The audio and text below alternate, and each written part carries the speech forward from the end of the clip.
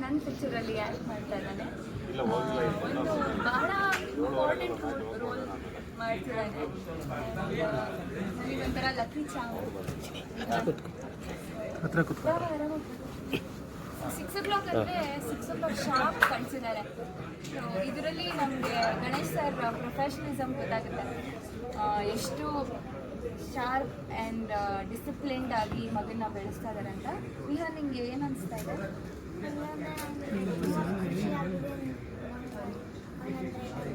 Fourth movie ಮಾಡ್ತಿದ್ದಾನೆ. ಹಾಂ, ನಿಮಗೆ ಮತ್ತು ಜಡೇಶಂಕರ್ಗೆ ಒಂದು ಥ್ಯಾಂಕ್ ಯು. ನಿಂಗೆ ಥ್ಯಾಂಕ್ಸ್ ಹೇಳಬೇಕು. ಆ್ಯಕ್ಚುಲಿ ಇವನು ನಮ್ಮ ಸಿನಿಮಾಗೆ ಆನ್ ಬೋರ್ಡ್ ಬಂದಿದ್ದಕ್ಕೆ ಒಂದು ಸ್ಟೋರಿ ಇದೆ. ನಾನು ಗಣೇಶ್ ಸರ್ಗೆ ನಿಮ್ಮ ಮಗನ ಆ್ಯಕ್ಟ್ ಮಾಡಿಸ್ತೀರಾ ಅಂತ ಕೇಳಿದಾಗ, ಇಲ್ಲ ಮಗು ಇವಾಗ ಸ್ಟಡೀಸ್ ಮೇಲೆ ಫೋಕಸ್ ಮಾಡ್ತಾ ಇರೋದು ಅಂತ. ಮತ್ತು ಮಗುನೂ ಇವಾಗ ನನಗೆ ತುಂಬ ಕ್ರಿಕೆಟ್ ಇಂಟ್ರೆಸ್ಟು, ಮಾಡೋದಿಲ್ಲ ಅಂತ ಹೇಳಿದ್ರು. ಒಂದ್ಸಲ ಮಾತಾಡ್ಸ್ಕೊಂಡು ಬರೋಣ, ಏನು ಹೇಳ್ತಾನೆ ನೋಡೋಣ ಅಂತ ಮನೆಗೆ ಹೋದ್ರೆ ಏನು ಮಾಡ್ತಾನೆ. ಅವತ್ತು ಮನೆಗೆ ಹೋದಾಗ ಅವ್ನು ಹೊರಗೆ ಬರಲಿಲ್ಲ. ಆ್ಯಕ್ಚುಲಿ ಬಂದಿದ್ದು ವೇಸ್ಟ್ ಆಯಿತು, ಹೊರಟೋಗೋಣ, ಮೋಸ್ಟ್ಲಿ ವಿಹಾನ್ ಆ್ಯಕ್ಟ್ ಮಾಡಲ್ಲ ಅನಿಸುತ್ತೆ ಅಂತ ಅಂದ್ಕೊಂಡಿದ್ದೆ. ಆಮೇಲಿಂದ ಸ್ವಲ್ಪ ಹೊತ್ತು ಆದಮೇಲೆ ಬಂದು ಮಾತಾಡ್ಸಿದ ಮೇಲೆ ಅವ್ನು ಟ್ಯಾಬ್ ತೋರಿಸಿ, ನಾನು ಹಿಂಗೆ ಕಾಣಿಸ್ತೀನಿ, ನಾನು ಈ ಥರ ವಿಡಿಯೋ ಮಾಡಿದ್ದೀನಿ ಅಂತ ಅವ್ನು ಬೇರೆ ಬೇರೆ ಇದನ್ನೆಲ್ಲ ತೋರಿಸ್ತಾ ಇದ್ದ.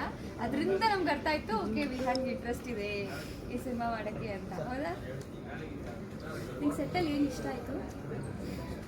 ನನಗೆ ಸೆಟ್ಟಲ್ಲಿ